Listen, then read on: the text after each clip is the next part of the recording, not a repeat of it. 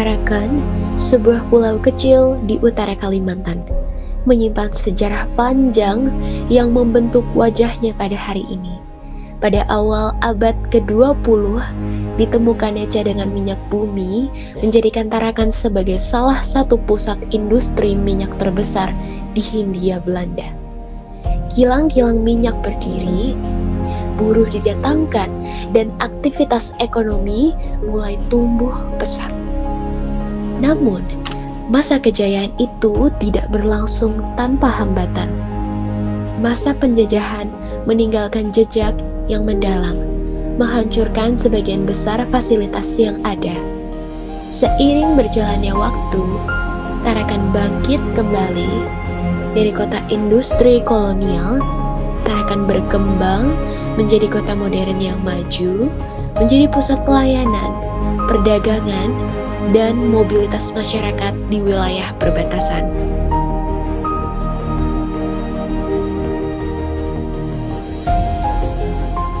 Di balik perkembangan kota, masyarakat Tarakan tetap mempertahankan identitasnya sebagai masyarakat pesisir. Nelayan merupakan mata pencaharian asli yang telah diwariskan turun-temurun. Para nelayan berangkat ke laut, menyusuri perairan yang kaya hasil laut. Kehidupan mereka mencerminkan hubungan erat antara manusia dan alam, menjadi denyut nadi ekonomi masyarakat sejak dahulu hingga kini.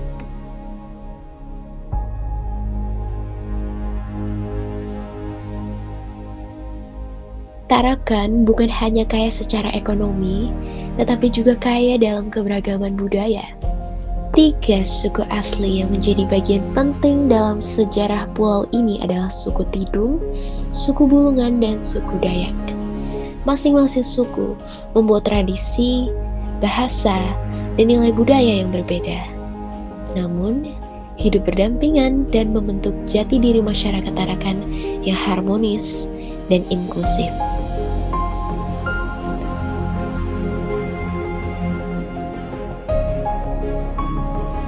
Di antara suku-suku tersebut, suku Tidung merupakan kelompok etnis yang memiliki pengaruh besar dalam perkembangan budaya setempat. Adat dan tradisi mereka syarat makna, mulai dari sistem pemerintahan adat, upacara perkawinan, hingga aturan-aturan kehidupan sosial yang berlandaskan kearifan lokal. Tradisi tersebut tidak hanya diwariskan secara lisan, tetapi juga dihidupkan kembali dalam berbagai kegiatan budaya yang harus dijaga hingga sekarang.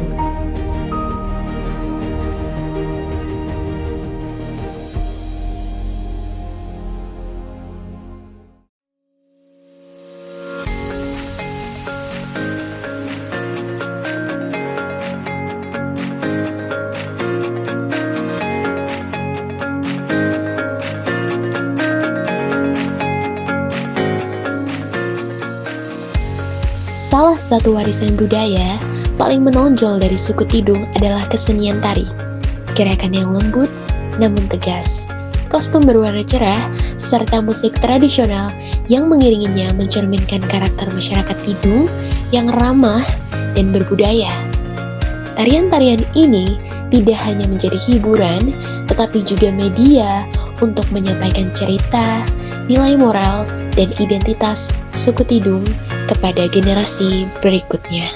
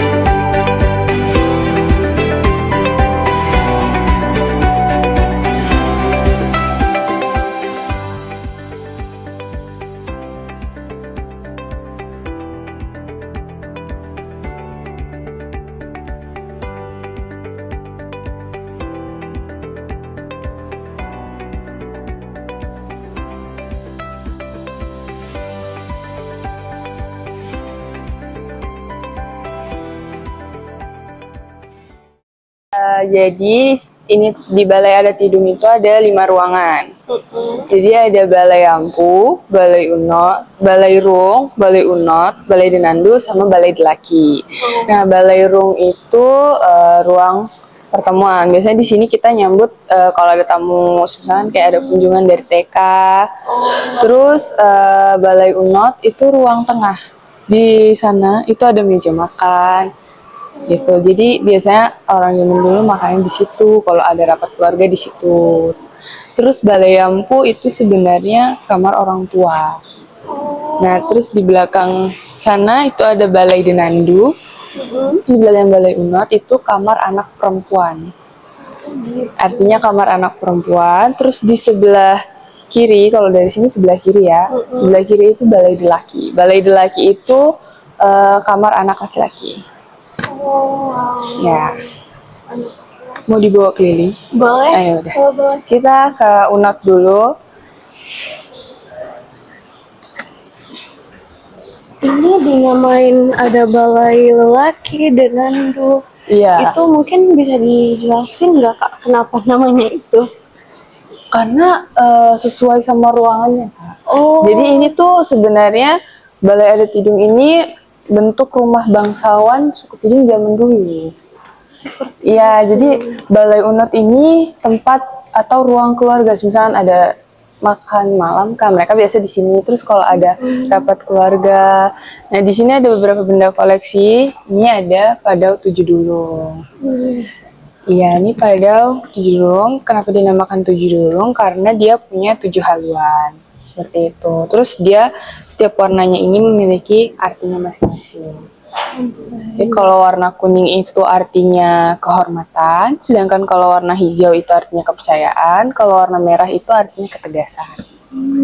Nah, terus di sebelah sini ini ada tikar pandan. Jadi orang zaman dulu sebelum punya kasur, mereka pakai ini untuk tidur. Tapi semakin berkembangnya zaman, ini dipakai untuk duduk aja. Seperti itu. Terus di sebelah sini ada kampu. Jadi orang zaman dulu tuh kan nggak punya sikat gigi. Udah bisa nggak Pak? Jadi orang zaman dulu nggak punya sikat gigi. Jadi mereka simpan daun sirih itu di dalam sini untuk membersihkan gigi mereka sehari-hari. Ini orang zaman dulu menggunakan ini ya daun sirih. Iya betul. Ya, terus di sebelah sini ada panggau. Nanti kalau mau lihat yang besarnya ada di Denandu. Panggau itu pelaminan pengantin suku adat Tidung. Jadi ini cuma miniaturnya. Nanti kita lihat yang lebih besar di Denandu. Ya. Terus ini ada Pati Tembaga. Ini tempat penyimpanan barang berharga. Jadi ya perhiasan orang zaman dulu gitu ya. Ya. Mereka biasa nyimpennya di dalam sini. Seperti itu.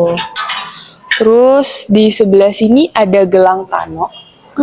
Gelang tano itu gelang kaki. Jadi digunakan untuk kaki anak perempuan di bangsawan. Biasanya digunakan itu setelah mereka balik. Karena anak perempuan itu harus di rumah. Jadi mereka pakai ini, dipakaikan ini di kakinya supaya mereka mungkin karena ini berat, jadi kan nggak jalan keluar gitu. Seperti itu. Iya. Ini sama aja daripada 7 dulung. Terus di sebelah sini ada uang 75.000. Karena uang ini dipajang karena di foto anak-anak ini ada yang menggunakan baju suku adat Tidung. Boleh ditunjukin nggak? Yang ini. Oh, yang ini ya? Iya, yang di tengah. Oke. Boleh. Udah, kita ke Denandu lagi. Oke.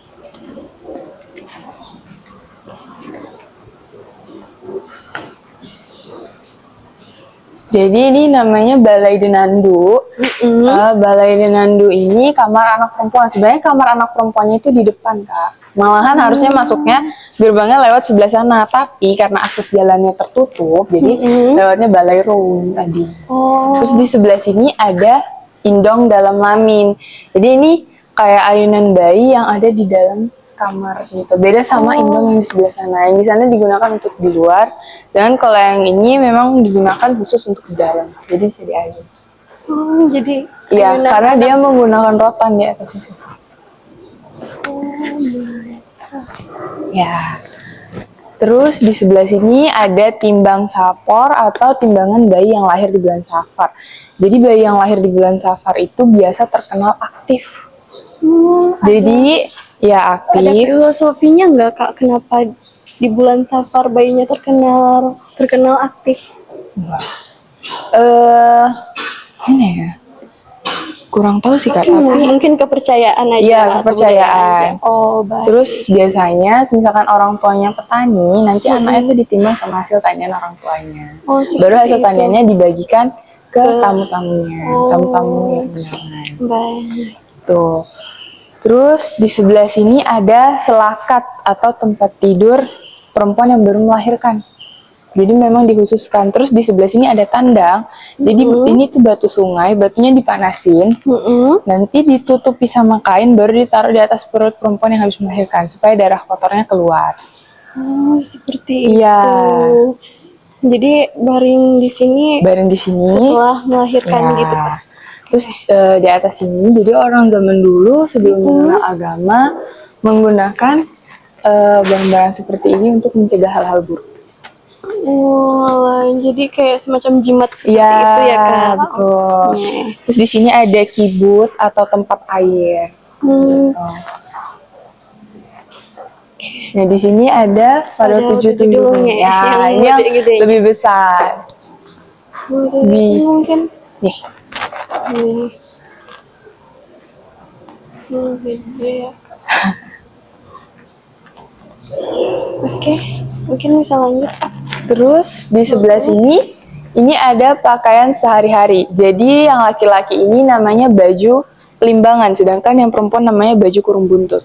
Baju kurung buntut. Ya, nah kenapa selendangnya di sebelah kiri? Karena kalau si suaminya berjalan di sebelah kanan, istrinya harus menggunakan selendang di sebelah kiri, terus menutupi sebagian wajahnya. Jadi menutupi kepala, menutupi sebelah bagian wajah. Ini dipakai oleh masyarakat Iya, untuk sehari-hari. untuk sehari-hari Iya. zaman dulu ya. Iya. Baik. Terus di sebelah sini ada baju selampoy. Biasanya bajunya ini digunakan untuk menari.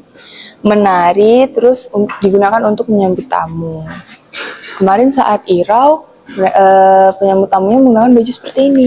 Oh, mereka menampilkan Iya, enggak menampilkan tarian, mereka menyambut tamu. Oh, buat menyambut tamu. Iya, betul. Terus di sebelah sana ada baju talulandom. Baju talulandom ini biasa digunakan orang Tidung untuk hari ketiga pernikahan, untuk acaranya.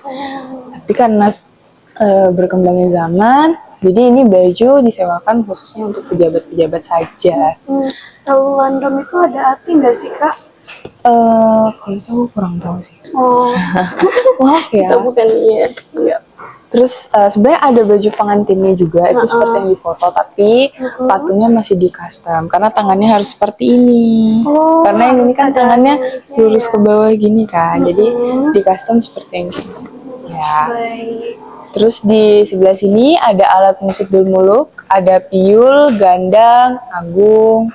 Terus di sana ada tar atau hadrah. Seperti itu. Ini semua alat musik yang biasa digunakan pas ada acara. Iya, gitu, Kak. jadi sebelum Islam masuk mereka biasanya menggunakan alat musik kelintangan, tapi seiring berjalannya waktu dan Islam mulai masuk, terkenallah alat musik tipin seperti piul, gambus pagun, ketipung, tar, gitu. Baik. Terus di sebelah sana ada indong. Nah, indong yang ini beda sama indong yang di sebelah sana. Jadi indong ini digunakan untuk di luar rumah. Oh, jadi itu untuk Itu untuk di dalam. kamar, yang Ini ini untuk di luar rumah. Oh, Ya, terus di sebelah sini ada panggau atau pelaminan pengantin seperti itu. Jadi ini kasta tertingginya Kak. oh ini kasih tahu. Iya, biasanya kalau rakyat biasa mereka cuma menggunakan sampai warna hijau. Tapi kalau mereka bangsawan mereka bukan gunakan sampai yang seperti ini. Agak tinggi gitu. Iya. Terus di sana ada busakdian, itu bunga lilin. Jadi nanti pengantinnya memegang lilinnya itu terus ditiup. Oh, ada sejarahnya mungkin kenapa disuruh seperti itu? Karena apa ya Pak ya, untuk menolak untuk membuktikan kayak oh ini yang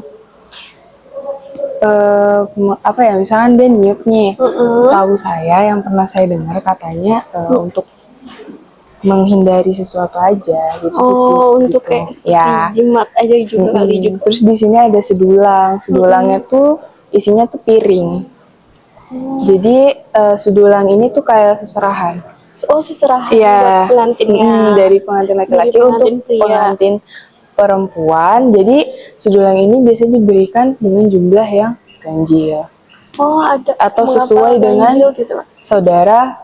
saudaranya si perempuan seperti Oh, itu. Misalkan si itu. perempuan punya 6 saudara, maka sedulang yang dikasih harus 6.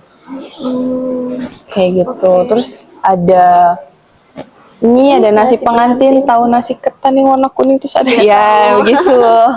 Nasi pengantin seperti itu, terus ada busak malai. Busak malai itu telur itu loh Kak, yang ada Iya, di telur. Maulid Nabi ya seperti itu. Warnanya sama aja. Jadi yang kalau kuning itu biasanya dibagikan untuk bangsawan, yang hijau untuk tetua-tetua seperti tetua desa, tetua agama, kalau yang merah untuk rakyat. Untuk rakyat. Iya. Oh, berbeda gitu ya? Iya artinya. betul. Jadi ini mau langsung ke delaki? Iya, Ya, boleh.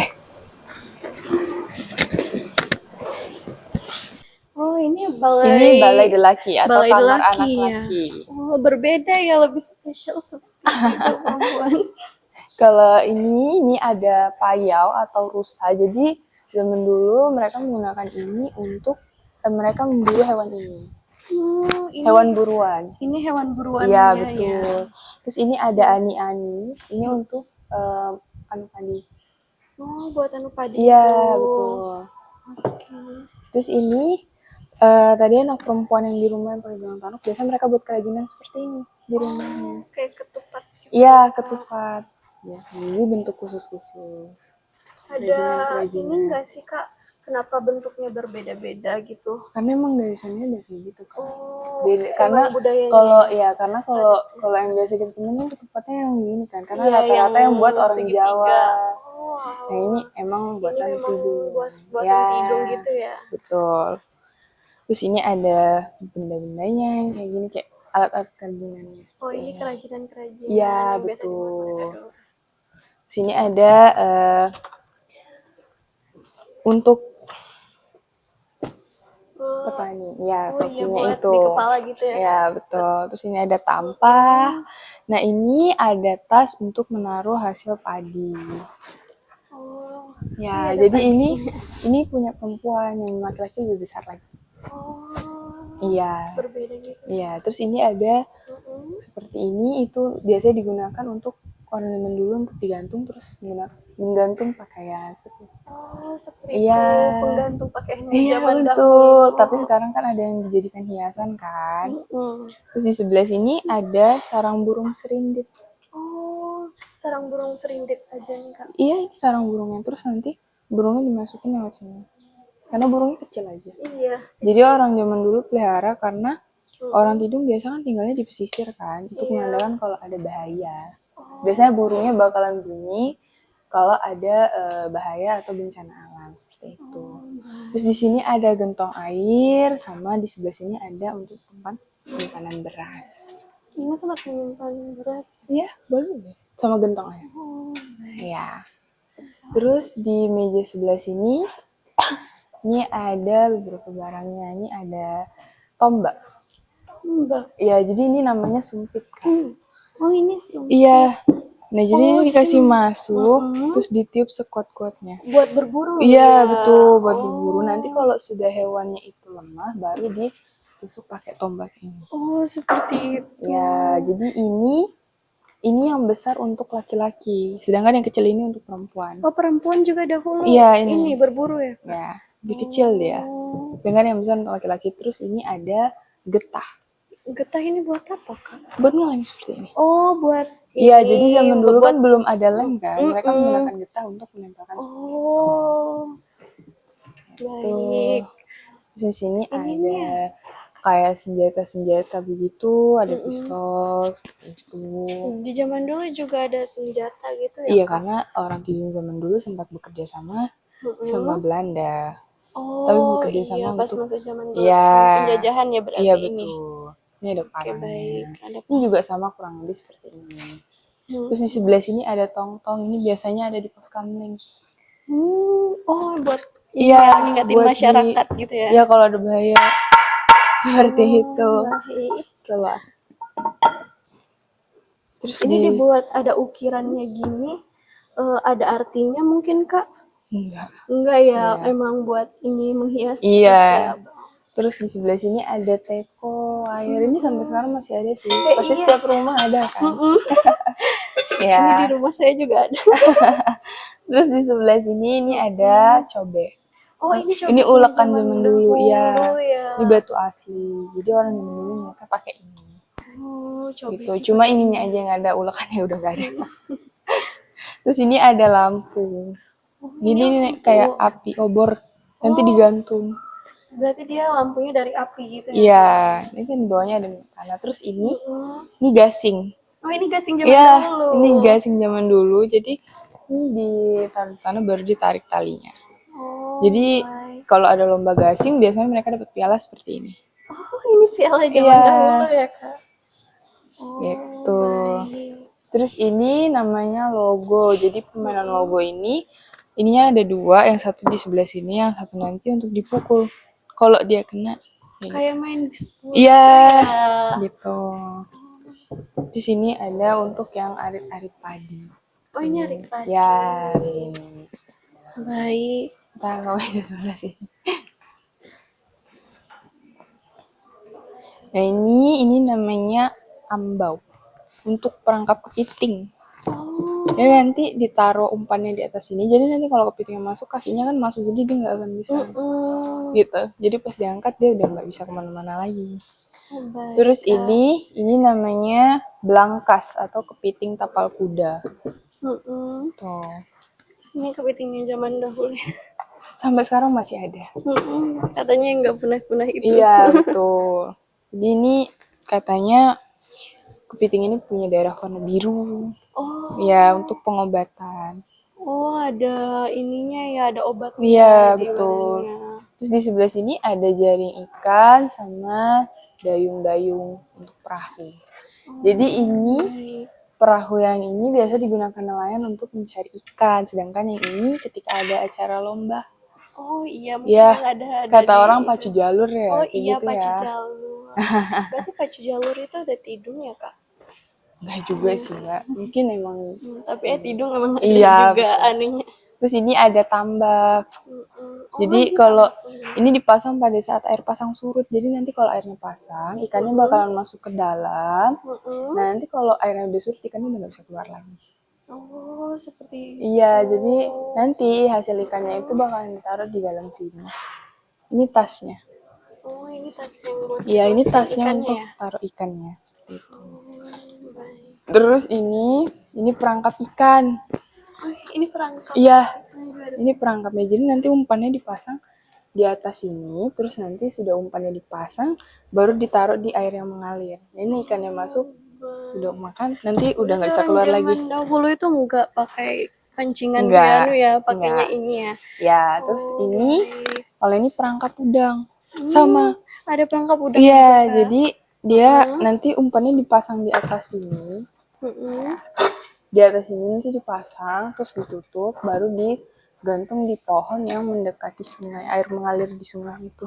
Oh, nanti udangnya masuk. Iya, nanti udangnya masuk, udah nggak bisa keluar lagi. Jadi ini sama aja, cuma beda ukurannya. Oh, oke, baik. Ya, ini cuma ada 3 ruangan yang bisa dimasukin sih, Kak.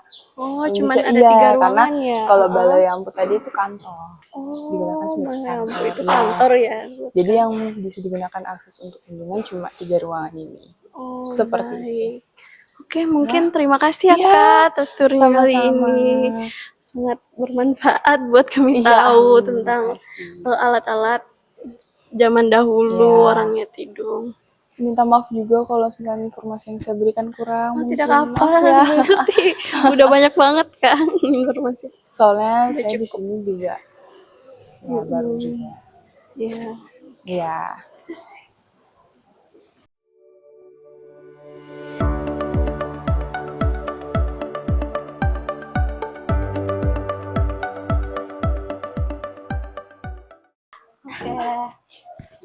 Ya, Sama-sama, perkenalkan Pak, kami Ya. dari pihak Universitas Borneo Tarakan, Hmm. dari jurusan Bahasa Inggris. Ya. Jadi hari ini kami ini ingin bertanya seputar tentang rumah baloi adat Pak.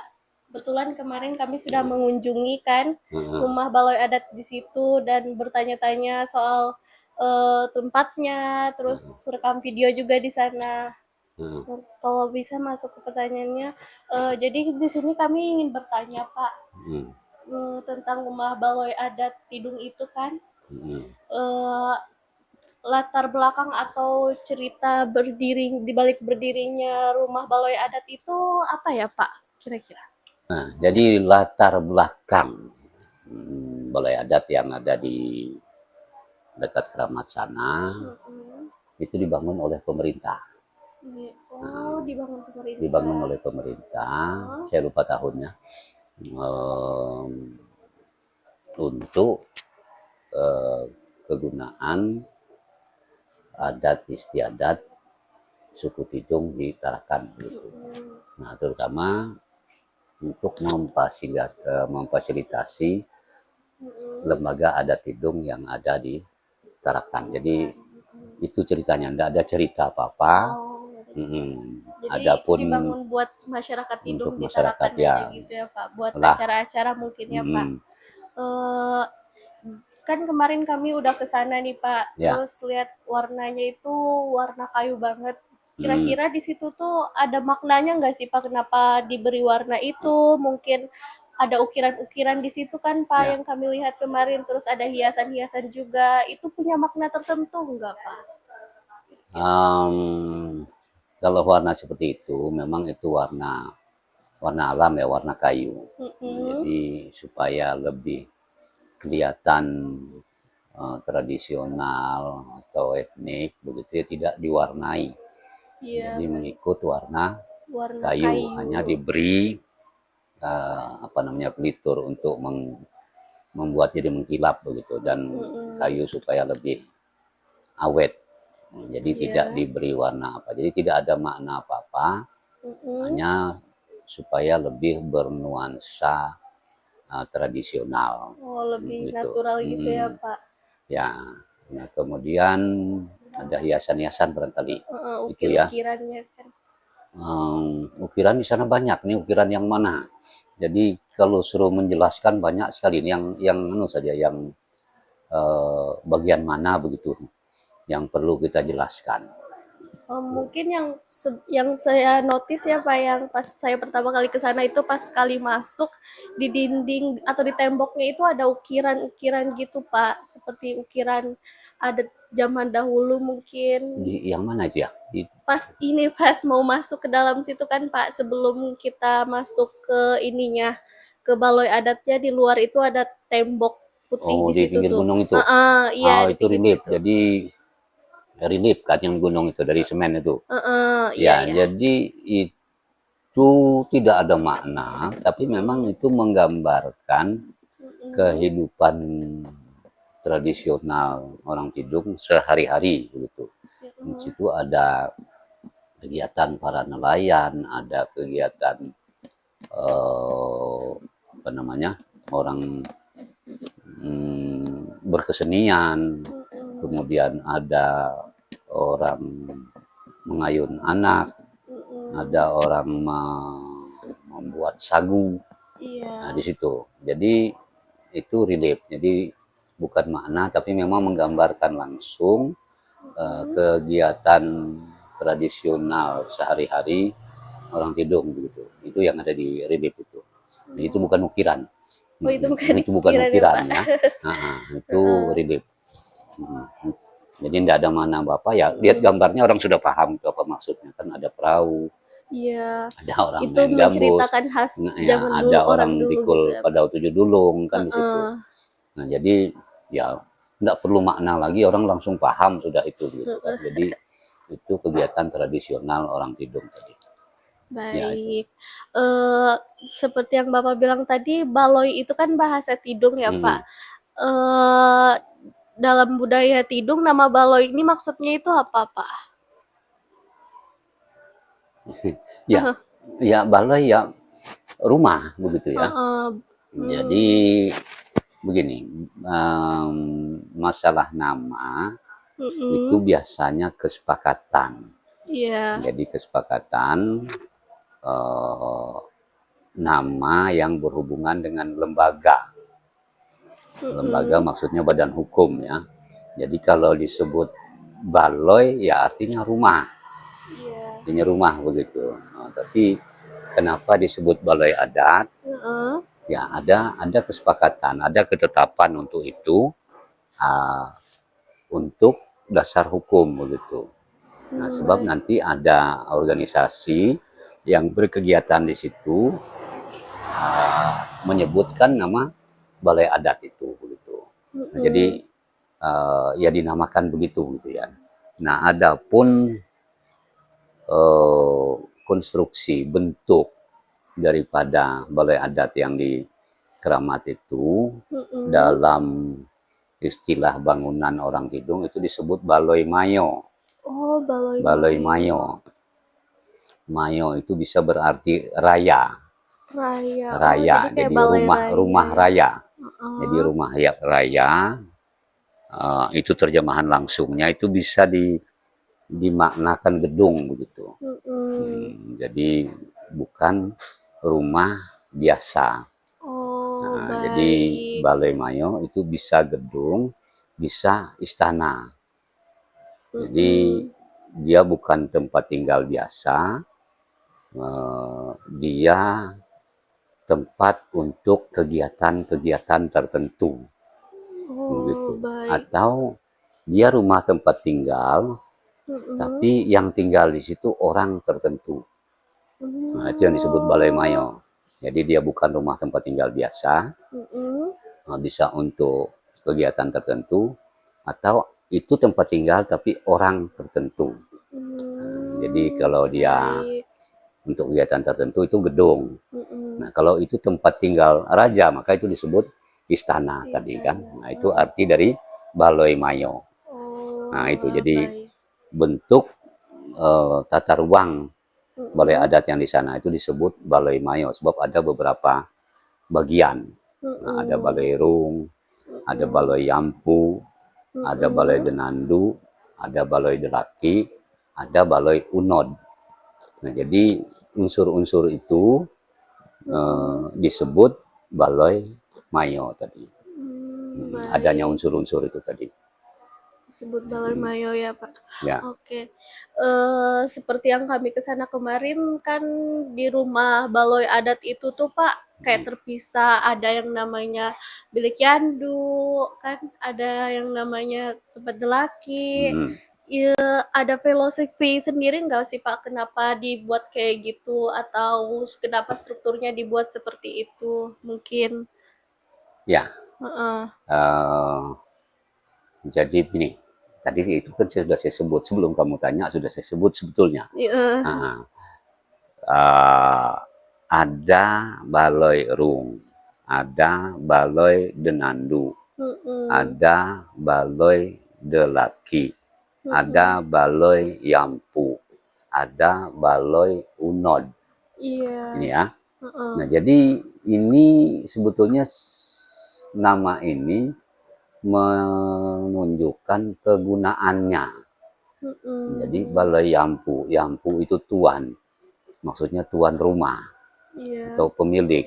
Jadi tuan itu tempatnya tuan rumah, gitu. Nah, tuan rumah di situ. Mm-mm. Nah, katakanlah Oh, dia tidur di situ. baik. Heeh. Nah, kemudian ada baloi delaki. Baloi Mm-mm. delaki itu maksudnya eh, anak-anak laki-laki atau keluarga laki-laki yang di situ bertempat di situ. Nah, kemudian ada baloi denandu, artinya rumah perempuan yang di situ semua orang perempuan, anak-anak perempuan di situ. Nah, kemudian ada baloi unod. Unod itu sentral, tengah-tengah. Mm-mm. Jadi itu semacam ruang keluarga Oh. atau ruang makan. Oh Jadi iya. dia di tengah-tengah gitu ya, Sudah tengah-tengah. diperlihatkan Nah, sama kami kemarin. nah Kayak kemudian ada baloi rung. Mm-mm. Balai rung dari kata besurung. Besurung itu artinya maju. Iya. Nah, ini bagian yang paling depan itu untuk menerima kedatangan orang banyak. Ya katakanlah tamu, tapi tamu dalam jumlah Yang banyak begitu. Nah, itu balai erung itu. Nah, jadi posisi balai adat menurut tradisinya itu dia selalu menghadap ke timur, Ke timur ya. menghadap ke timur. Nah, Oke. jadi balai adat yang di sana memang tidak begitu pas menghadap ke timur karena kondisi lahannya yang tidak memungkinkan. Nah, lahannya yang bentuknya agak sulit untuk membuat bangunan itu jadi menghadap ke timur, tapi agak ke timur begitu. Jadi filosofis menghadap ke timur ini orang Tidung biasa menyebut timur itu dengan matahari hidup. Maksudnya matahari terbit, tapi membahasakannya matahari hidup. Nah, kalau barat itu biasa disebut matahari mati. Nah, jadi menghadap ke timur ini maksudnya filosofisnya kata hidup itu tadi. Jadi menghadap ke arah matahari hidup. Matahari Gitu. hidup. Ya. Oh, baik. Bapak sebentar lagi mau ke sana, Ya. katanya ada kegiatan kan, Pak? Ya. Kegiatan apa aja sih, Pak, yang biasanya dilakukan di rumah adat, balai adat Tidung ini, Pak? Ya, jadi saya numpang kegiatan di sana.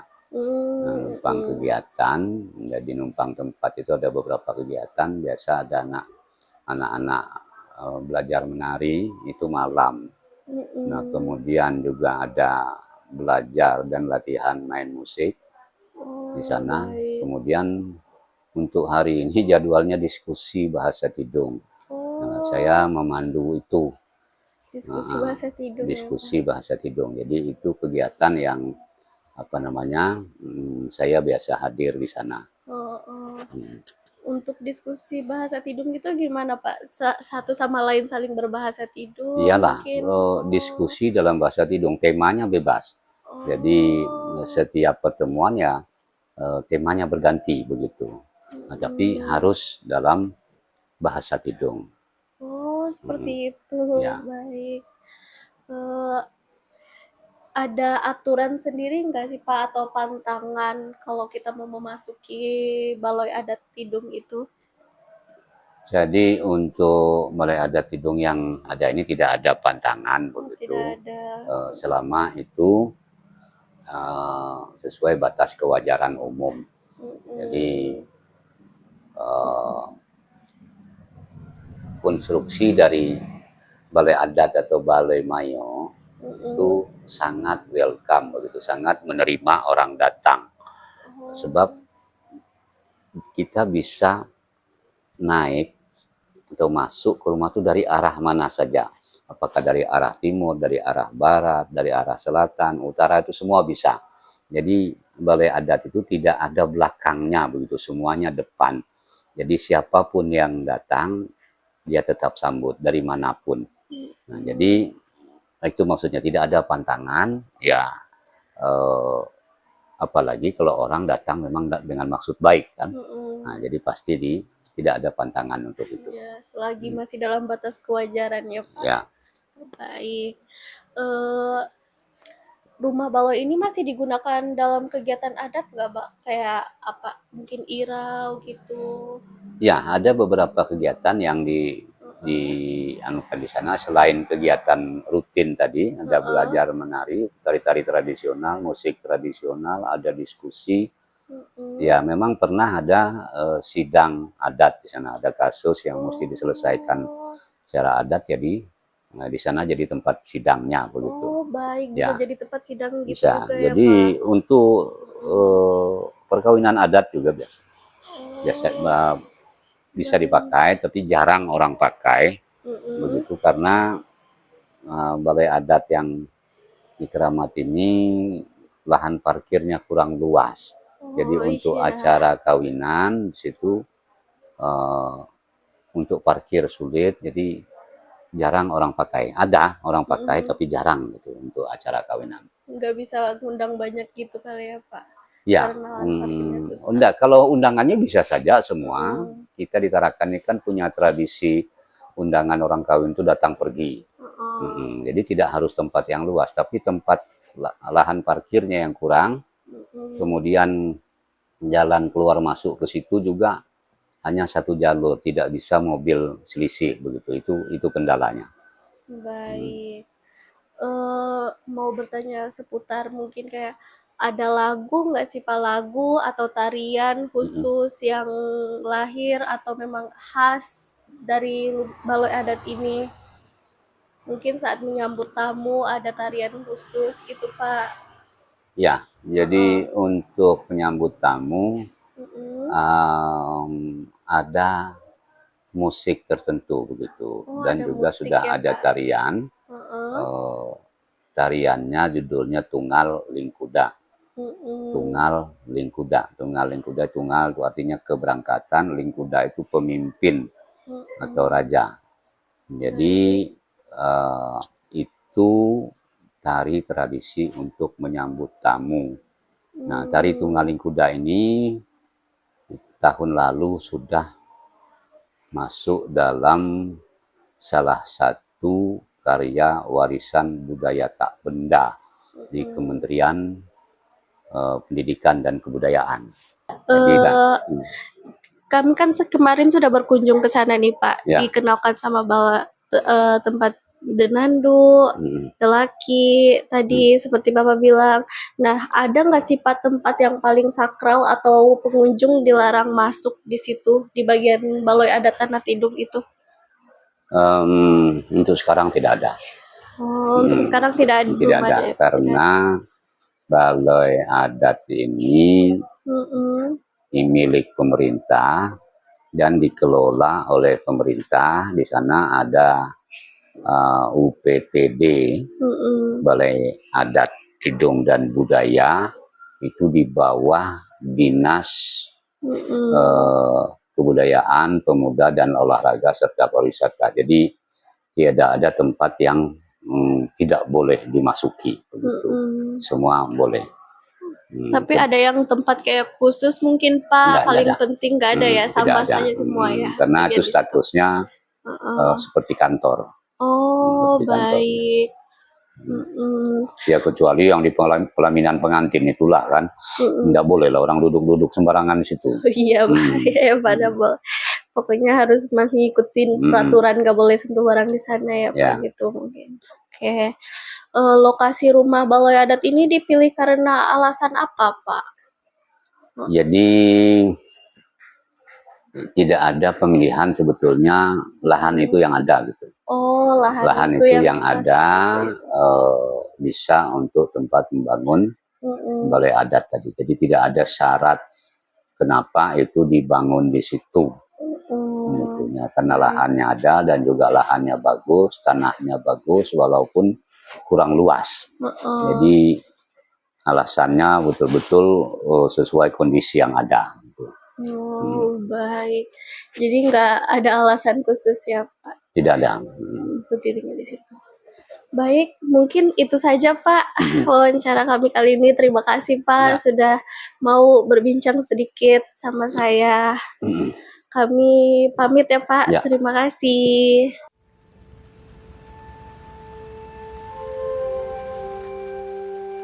Di setiap sudut kota, ada cerita yang tumbuh bersama waktu.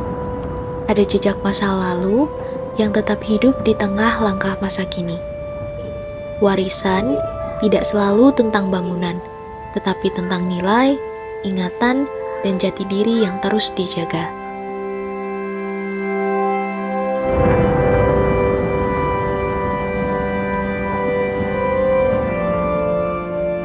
Zaman boleh berubah, generasi boleh berganti, namun makna yang diwariskan tetap menemukan jalannya.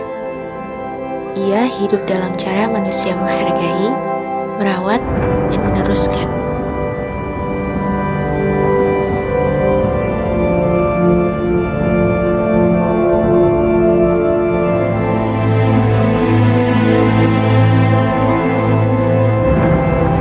Selama masih ada yang peduli, selama masih ada yang menjaga, warisan itu tidak akan pernah lapuk oleh waktu.